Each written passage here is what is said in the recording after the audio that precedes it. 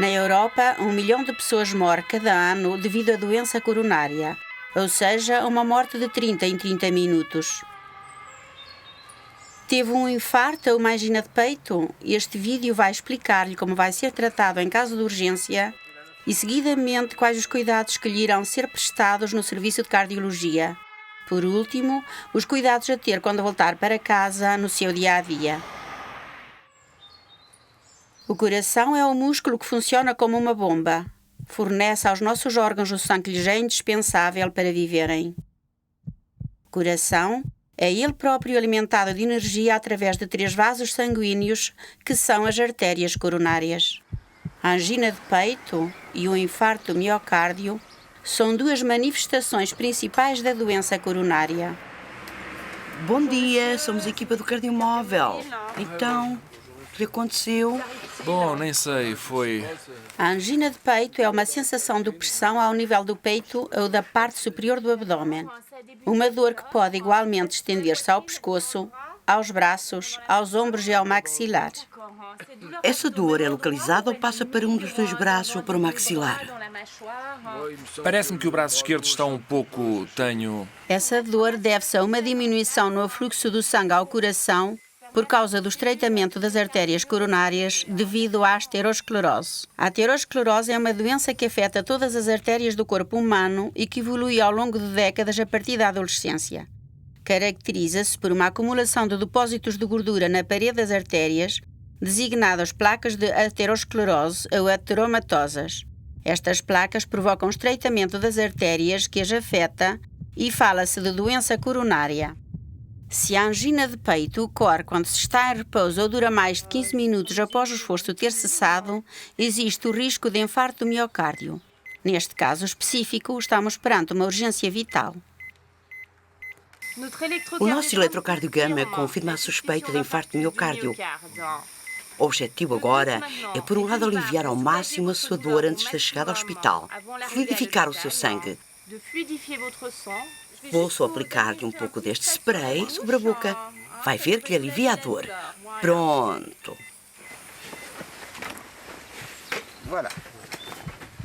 Aqui pode ver a secção de corte de uma das suas artérias com uma placa de aterosclerose que se foi desenvolvendo ao longo dos anos. O infarto manifesta-se na sequência da ruptura repentina desta placa. Um coágulo de sangue entopa a artéria coronária, impede o fluxo do sangue e do oxigênio à parte do coração, que é irrigada por esta artéria. Esta parte do coração, lesionada, corre o risco de ficar definitivamente destruída se não houver uma intervenção imediata.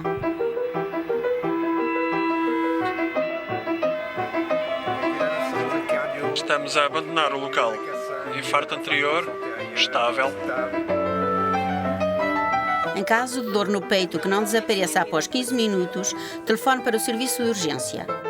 Cada minuto conta e o tratamento começa logo que a ambulância chega à sua casa. Por isso, nunca se desloque pelos seus próprios meios até ao hospital. Achamos que isto sempre acontece só aos outros. Consoante os resultados do seu eletrocardiograma, podem apresentar-se 2 hipóteses. Uma artéria coronária está provavelmente obstruída em parte. Nesse caso, a intervenção ocorre geralmente 2 a 3 dias depois da sua entrada no hospital. Uma artéria coronária está provavelmente obstruída, há que desobstruí-la urgentemente após ter sido realizado um exame designado coronariografia. É esse o caso na presente situação. Bom dia, sou o Dr. Keller, sou cardiologista. Sou eu que lhe vou fazer um exame agora e uma intervenção. Vou explicar-lhe tudo em pormenor. De acordo. Aqui está o Sr. Deligny, 52 anos de idade, com 2 fatores de risco conhecidos, hipertensão arterial e tabagismo ativo. Desde há cerca de 1 hora que apresenta uma dor torácica típica que irradia para o membro superior esquerdo, com um traçado que registra um infarto anterior. Muito bem, o senhor continua a sentir dores no peito? Sim, uma dor ligeira quando respiro com mais força. É provável que esteja a ter um infarto. Isto é possível que haja uma artéria obstruída. Vamos fazer uma coronariografia para saber qual é essa artéria, para poder desobstruí-la. Os riscos associados a esta intervenção são muito reduzidos. Há menos de 2% de risco de morte, de voltar a ter um infarto ou de sofrer uma paralisia devido a um pequeno coágulo que se pode libertar do local no qual estamos a trabalhar e ir parar ao cérebro. Por isso, há uma grande vantagem em intervir imediatamente. O senhor concorda que façamos agora a intervenção? Sim, porque, segundo o que eu ouvi, temos de despachar-nos, não é? Sim, é exatamente isso. Hoje em dia, o tratamento de urgência do infarto de miocárdio é a angioplastia coronária. Intervenção feita sob anestesia local que consiste em desobstruir ou dilatar as artérias coronárias com o auxílio de pequenos balões. Essa intervenção é, na maioria dos casos, seguida da colocação de stents. O principal desconforto associado à intervenção resulta do facto da pessoa ter de ficar deitada numa mesa operatória durante a realização da mesma, isto é, cerca de 1 a 2 horas. A intervenção é efetuada sob anestesia local. No início do exame, o anestésico provoca uma sensação de ardor no local da picada. Para além disso, o resto do procedimento é geralmente indolor. A tensão está boa. Perfeito. Vou injetar. O cardiologista injeta numa das suas artérias coronárias um produto de contraste que permite visualizá-las. Uma delas está, com efeito, obstruída. Agora estamos a fazer passar através da lesão um pequeno fio para desobstruirmos a artéria. Muito bem. Obrigado. Dê-nos um balão 2012. Então, já está a sentir-se melhor? Um pequeno balão é conduzido até ao interior da zona obstruída ou estreitada. O balão é insuflado de modo a desobstruir ou dilatar essa zona e assim restabelecer a circulação normal do sangue. Geralmente, para melhorar o resultado da intervenção e evitar que a artéria volte a ficar obstruída, são colocados no interior das artérias afetadas tubos cilíndricos de malha metálica designados stents. Existem 2 tipos de stent, stent nu e stents impregnados de medicamentos designados stents ativos, também chamados stents diluidores. Estes medicamentos têm por objetivo evitar que a artéria se contraia de novo. Ótimo, Sr. Deligny. Desobstruímos a sua artéria, isto é, desobstruímos a zona do pequeno balão e seguidamente implantámos um stent no local da lesão com um resultado muito bom. Para escolher o tipo de stent mais adequado para si, temos de saber se vai ter de submeter-se a uma intervenção cirúrgica importante num futuro próximo ou se sangra com facilidade. Neste caso, deve tomar anticoagulantes. Um stent nu seria talvez a solução mais adequada. É importante. Colocamos um stent que contém um medicamento que dará melhores resultados nos próximos meses do que um stent sem medicamento. É por isso que lhe chamamos um stent ativo. É preciso saber isso. Se lhe fizerem essa pergunta, o senhor tem de saber que tem um stent ativo nas suas artérias do coração. A colocação de stents ativos implica a obrigação de tomar, para além da aspirina, um medicamento que fluidifica o sangue durante vários meses, em vez de apenas durante um mês, como sucede no caso de um stent nu. A complicação mais frequente da intervenção é um hematoma no local onde a agulha picou a artéria, chamado local de punção. A sua colaboração é absolutamente necessária para reduzir ao mínimo esse risco através da tomada das precauções adequadas. Como está? Sente-se melhor? Sim, tudo bem. Os médicos estão a dar um pequeno ponto de sutura. Pode ver um bocadinho, mas não pode mexer-se. Uma vez terminada a intervenção, é absolutamente necessário manter a perna em questão estendida, sem a dobrar, até que a enfermeira ou o médico o autorizem a movimentá-la. Deve evitar pegar em pesos superiores a 5 kg ou fazer uma atividade física esgotante nos 2 dias seguintes à intervenção. Hoje em dia, o recurso à cirurgia é cada vez mais raro porque a angioplastia passou a ser uma técnica segura e eficaz. Seguidamente, é levado para uma unidade de cuidados onde pessoal especializado o vigiará em permanência. Bom dia, aqui está o Sr. Deligny, de quem estava à espera e que vem da sala de cateterismo. O senhor está agora numa unidade de vigilância. Vamos mantê-lo sob observação. O senhor teve um infarto de miocárdio. Na sala de cateterismo, desobstruímos a sua artéria, mas nas primeiras 12 a 24 horas, corre o risco de sofrer alterações do ritmo cardíaco. Após a intervenção, o cardiologista vem visitá-lo. Por um lado, desobstruímos a artéria e colocamos um stent. Por outro, há a doença das artérias. Uma doença que o senhor tem há vários anos e que evoluiu. Vamos tratar aquilo a que chamamos os fatores de risco cardiovascular. Vamos tratá-los, por um lado, com medicamentos e, por outro, vamos ensinar-lhe regras de higiene de vida, mudar a alimentação, perder peso e fazer mais exercício físico. Decorrido esse período sob vigilância, vai ser encaminhado para a unidade de especialização no piso. A vigilância continua de uma forma muito mais ligeira e o tratamento é adaptado em função das suas necessidades. O senhor está aqui numa unidade de cardiologia porque teve um infarto. Pois é. Foi há quanto tempo? 2 dias? Muito bem, agora já não sente dores? Não, está impecável.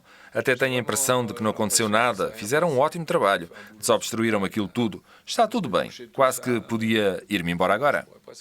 O senhor tem uma doença das artérias coronárias, a aterosclerose, que fez com que uma das artérias ficasse obstruída. Um dos objetivos principais agora é fazer com que não tenha mais nenhum infarto, que não tenha um segundo infarto ou adiá-lo o máximo tempo possível. Vai ter de tomar medicamentos que vamos dar-lhe desde já. Já tomou alguns nos cuidados intensivos e há que continuar. São receitados 4 grupos principais de medicamentos aos doentes que sofrem de doença coronária: antiagregantes plaquetários, beta-bloqueantes, estatinas e inibidores da enzima da conversão. Os antiagregantes plaquetários fluidificam o sangue, reduzindo assim o risco de formação de coágulos. O mais comum destes medicamentos é a aspirina. Muitas vezes, nomeadamente após a colocação de stents, é necessário tomar um outro medicamento deste grupo ao mesmo tempo. Atenção! A suspensão da toma destes medicamentos pode provocar um novo infarto do miocárdio, pois o stent pode ficar obstruído. Por isso, há que nunca interromper a toma destes medicamentos sem acordo prévio do seu cardiologista. Os principais efeitos secundários destes medicamentos são hemorragias que raramente são graves. Os beta-bloqueantes abrandam o ritmo cardíaco, diminuem a tensão arterial, aliviando deste modo o coração no seu trabalho. Têm efeitos indesejáveis, muitas vezes transitórios, como por exemplo, cefaleia, fadiga, vertigens, perturbações digestivas, diminuição da libido, nomeadamente problemas de ereção. Saiba que existem diversos tipos destes medicamentos e que podemos trocar o beta-bloqueante que toma por um outro que seja mais adequado para si. As estatinas fazem regredir e estabilizam as placas da aterosclerose. Diminuem o colesterol, são geralmente bem toleradas, podendo contudo provocar dores musculares. Nesse caso, deverá informar o seu médico assistente. Os inibidores da enzima da conversão da angiotensina, o GSC, dilatam as artérias e diminuem a tensão arterial. O principal efeito indesejável é a tosse. Nesse caso, podemos propor-lhe um medicamento de outro tipo que não tenha esse efeito secundário. Este medicamento pode provocar vertigens, baixas de tensão ou uma diminuição da função renal. Fazemos um controle cuidado destes aspectos desde o início do tratamento. Tem alguma ideia da causa do infarto que teve? Penso que está relacionado com preocupações do meu trabalho. Então, não fuma? Sim, mas... Bom, espero que não volte a fumar. Não, mas eu fumo, só que isso afeta os pulmões, não as artérias. E o tabaco faz bem a alguma coisa a nível do corpo? Bom, por aquilo que se lê, não é bom, mas... Posso garantir-lhe que o tabaco não é bom para os pulmões. Fumar mata. As pessoas não se convencem, sobretudo os jovens. Não é bom para o coração, nem mesmo para o infarto. Mas não é só isso, Sr. Deligny. Há outros fatores que podem influenciar os riscos de um infarto. Você também sabe quais são. Sim, mas de qualquer maneira é tudo o que é bom, não é? Os petiscos, isso tudo. Terá que ser. Tal como para o tabaco, temos equipas de dietistas que o vão ajudar. Não é uma dieta, mas vai ter de se adaptar a uma nova alimentação, naquilo que come habitualmente. Mesmo no restaurante, há coisas boas para o coração, mas há outras menos favoráveis. Vamos ver quais são os seus hábitos alimentares e provavelmente há coisas que vai ter de reduzir. Mas há outro elemento muito importante na sua saúde. O senhor faz alguma atividade física? Não, nem por isso, não. Tirando o fim de semana, quando vou passear os cães, 1 hora ao sábado, 1 hora ao domingo, talvez 1h30. É importante que compreenda que vai ter de continuar a fazer essa atividade o maior número de vezes possível, 2, 3, 4 por semana, em tiradas de meia hora. Deve também preferir a escada ao elevador de vez em quando. Começará nos próximos dias com a fisioterapia e continuará nas próximas semanas, nas diferentes fases da readaptação do coração. Mas vamos certamente ter de o incentivar. O senhor tem de se sentir motivado a fazer mais atividade física. A má notícia é que o senhor tem uma doença crónica, vai ter de viver com ela toda a vida. A boa notícia é que pode ser você mesmo a agir sobre os fatores de risco desta doença. Nós podemos ajudá-lo a agir em relação a esses fatores de risco. O objetivo agora é dar-lhe medicamentos que, aliás, o senhor já tomou nos cuidados intensivos e que vai ter que continuar a tomar, só que agora sob a nossa vigilância. Assim, podemos agir contra os fatores de risco. Pois bem, vai ter que ser assim mesmo. Tudo isto é completamente viável. Estou convencido que vamos conseguir. Sim, porque quando decido fazer uma coisa, faço-a mesmo. Mas agora é que percebi. Compreendi que se trata de uma doença. Eu sempre pensei, como costumava dizer, que era como partir uma perna. Agora é um desafio, como dizem os ingleses. É isso. É possível, há uma grande parte que é o senhor que vai trabalhar. O meu colega falou-lhe dos fatores de risco. E há os medicamentos, o seu médico de família e o especialista que o vai acompanhar nos próximos anos. Para evitar a recidiva a todo custo, não basta a readaptação física e tomar os medicamentos. Há também que mudar radicalmente alguns dos seus hábitos. Entre. Bom dia, sou Valéria, dietista. As enfermeiras disseram que eu vinha falar consigo. Sim, disseram que me iam ensinar a comer. Já viu como são as coisas? Claro. Queria convidá-lo a ver o painel que está no corredor para que seja mais fácil, mais descritivo. Como queira. Não tinha reparado que havia um painel na parede. Sim. Antes de entrarmos nos pormenores, gostaria de saber quais eram os teus hábitos alimentares em casa. Como mais em casa ou no restaurante? Mais no restaurante. De resto, pagam-me para isso, como todos os dias no restaurante. Quando come no restaurante, escolhe o prato do dia ou opta por entrada, prato e sobremesa. Sabe, eu como menus gastronómicos porque sou pago para visitar restaurantes de hotel, grandes restaurantes classificados. Há hábitos que deve mudar na sua vida. Ao modificar o seu modo de vida, vai descobrir novos prazeres. Nem sempre é fácil. Por onde começar? A quem se deve dirigir? O que fazer para que isso dure? Existem profissionais de saúde que o ajudarão neste processo. Ao seu ritmo, claro. Os profissionais de saúde vão convidá-lo para discutirem aquilo de que mais gosta e que mais importante para si, agora e no seu futuro. Para evitar a repetição de um acidente cardiovascular, é de seu interesse modificar um pouco os seus hábitos alimentares. Não sabia que corria o risco de voltar a ter um infarto. Uma coisa é certa, vou fazer um esforço. Não tenho vontade nenhuma de voltar a ter um infarto. Já tive a minha dose e não estou interessado em ter outro. Deixar de fumar é a medida preventiva mais eficaz. Fazer 30 minutos de esforço moderado todos os dias. Adotar uma alimentação saudável e equilibrada. Perder os quilos supérfluos. Gerir melhor o seu estresse. Ao atuar sobre cada um destes fatores de risco, poderá evitar um novo infarto do miocárdio. Vamos tentar andar um pouco mais depressa. Como queira, eu ando devagarinho porque não queria cansá-la. Não está nada mal. Como se sente? Bem, estou bem. Muito bem. Na verdade, até acho que as coisas não vão nada mal. Pronto, Sr. Deligny. Já viu muitos médicos desde que chegou ao hospital. Eu ocupo-me mais especificamente da readaptação cardiovascular.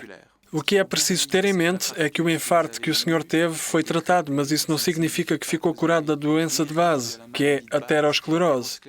Continua a correr o risco de ter um infarto. É por isso que acho essencial mudar alguns hábitos de vida, compreender bem a medicação tomada para evitar, a todo o custo, uma repetição do que aconteceu. E isso é muito importante. Pensei agora numa coisa, o carro. Sou representante comercial. Para voltar ao trabalho a meio gás e a pé, então mais vale ficar à boa vida, a fazer exercícios. Se voltar ao trabalho, tenho de poder conduzir. No que diz respeito à condução, recomendamos que espere entre 1 a 4 semanas após o infarto, antes de se sentar ao volante. Se for condutor profissional, fica geralmente proibido de conduzir durante 6 semanas. Agora tenho uma pergunta um bocadinho pessoal. De homem para homem, vai compreender-me, para as atividades sexuais, a líbido, vai mudar alguma coisa? Ainda bem que fez essa pergunta. Para já, há um aspecto fundamental. A atividade sexual não está contraindicada depois do infarto do miocárdio. Antes, pelo contrário.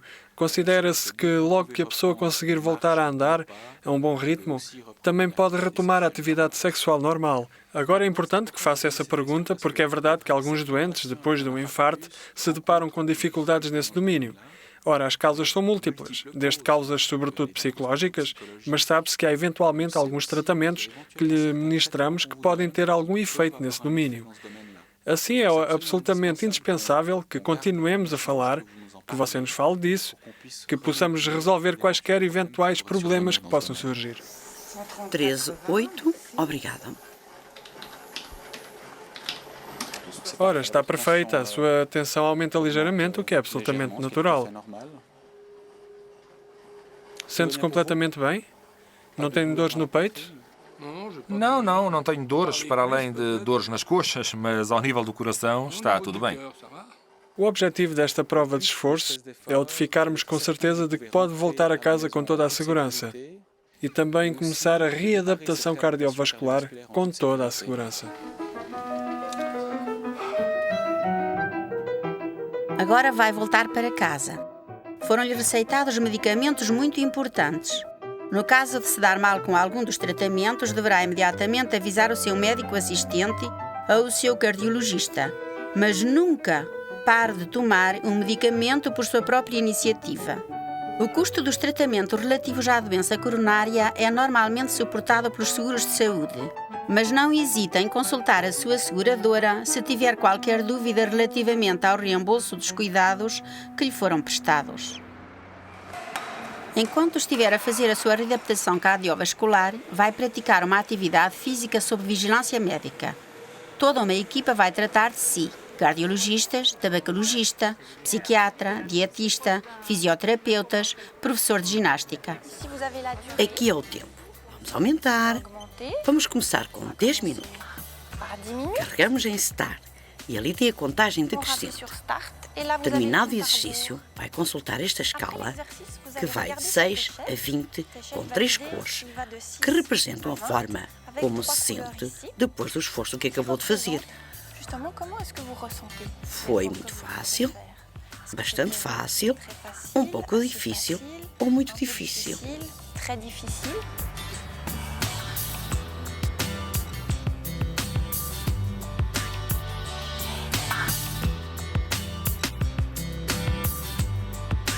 O seu médico assistente ou o seu cardiologista vai ajudá-lo a continuar o seu tratamento. Ele dar-lhe-á todas as informações necessárias para o ajudar a evitar um novo infarto. Caso necessário, o seu médico poderá responder-lhe sobre a possibilidade de modificar o seu tratamento antiplaquetário em caso de intervenção cirúrgica ou de uma visita a um dentista, por exemplo.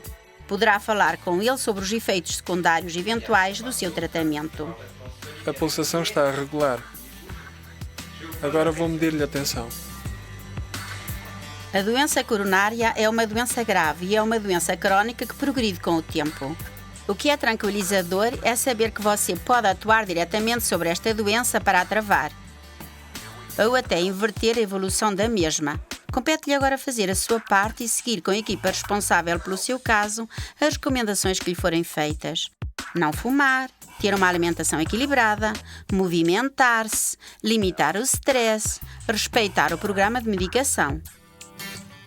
A doença coronária não é uma fatalidade.